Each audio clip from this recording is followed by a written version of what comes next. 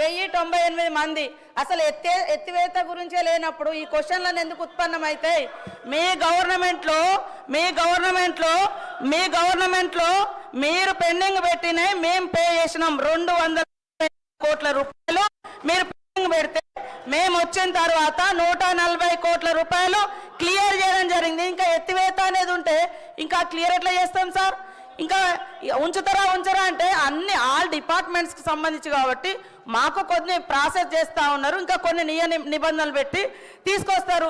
ఇంకా ఉన్న పెండింగ్ మాకు మార్చి వరకు ఉన్నది క్లియర్ చేయడానికి ఛాన్స్, మార్చి వరకు మేము క్లియర్ చేయడానికి అవకాశం ఉంది. ఎత్తేస్తారా తీసేస్తారా ఈ క్వశ్చనే లేదా సార్? అక్కడ పెండింగ్ ఉందని చెప్పిన 104 కోట్లు పెండింగ్ ఉంది, 140 కోట్లు క్లియర్ చేసినాం.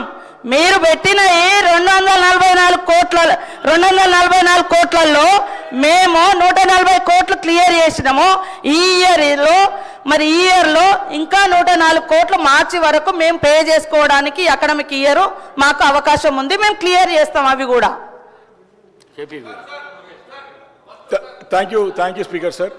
అధ్యక్ష నేను క్లారిటీ అంటే అధ్యక్ష నేను అది పేద విద్యార్థుల గురించి స్పష్టంగా వేయవలసిన అవసరం, ఎందుకంటే విదేశాల్లో ఇరుక్కుపోయినారు కాబట్టి వారి సమస్యకి పరిష్కారం రావాలి కాబట్టి అడుగుతాం అధ్యక్ష.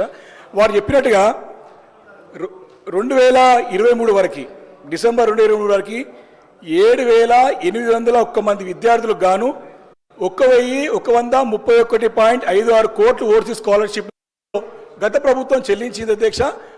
వారు చెప్పినట్టుగా ఫస్ట్ ఇన్స్టాల్మెంట్ క్లియర్ అయిపోయి పెండింగ్ పెట్టే కాదు అధ్యక్ష, అవి సెకండ్ ఇన్స్టాల్మెంట్, థర్డ్ ఇన్స్టాల్మెంట్స్ అవి. దయచేసి మంత్రి గారు సరిదిద్దుకోవాలని చెప్పి కోరుతా ఉన్నాను అధ్యక్ష. దీంట్లో క్లియర్గా 104 కోట్ల రూపాయలు థర్డ్ ఇన్స్టాల్మెంట్ చెప్తారు, కానీ second instalment, third instalment pending ఉంది. ఈ సంవత్సరం అప్లికేషన్స్ క్లియర్ కాలేదు. దాని గురించి ఈ సంవత్సరం దరఖాస్తుల గురించి స్పష్టత ఇవ్వాల్సింది కోరుతూ అధ్యక్ష, ఒకటి స్పష్టంగా లేదు రాష్ట్రంలో అర్థమవుతా ఉన్నది అధ్యక్ష. దీంతో పాటు ఓవర్సీస్ స్కాలర్షిప్స్తో పాటు ఫీ రీంబర్స్మెంట్ కూడా దగ్గర పెండింగ్ ఉన్నాయి. అదేవిధంగా అధ్యక్ష డబ్బులు చెల్లించాలంటే అధ్యక్ష ప్రశ్న అడుగుతున్నా అధ్యక్ష. క్వశ్చన్ అడగండి, డివియేషన్ కాకండి. నేను డివియేషన్ అయితే సార్, ఎక్కడ కూడా డివియేషన్ కాదు ఇది సార్. రియంబర్స్మెంట్ క్వశ్చన్ కాదు ఇది, ఫీజు రియంబర్స్మెంట్ క్వశ్చన్ కాదు ఇది. ఓవర్సీస్ స్కాలర్షిప్ గురించే మాట్లాడుతున్నాను అధ్యక్ష. ఈరోజు ఏ బకాయిలు చెల్లించాలన్నా, ఏ బిల్లులు చెల్లించాలన్నా మినిమం 10% లంచం లేని బిల్లులు క్లియర్ చేశారు అధ్యక్ష ప్రభుత్వము.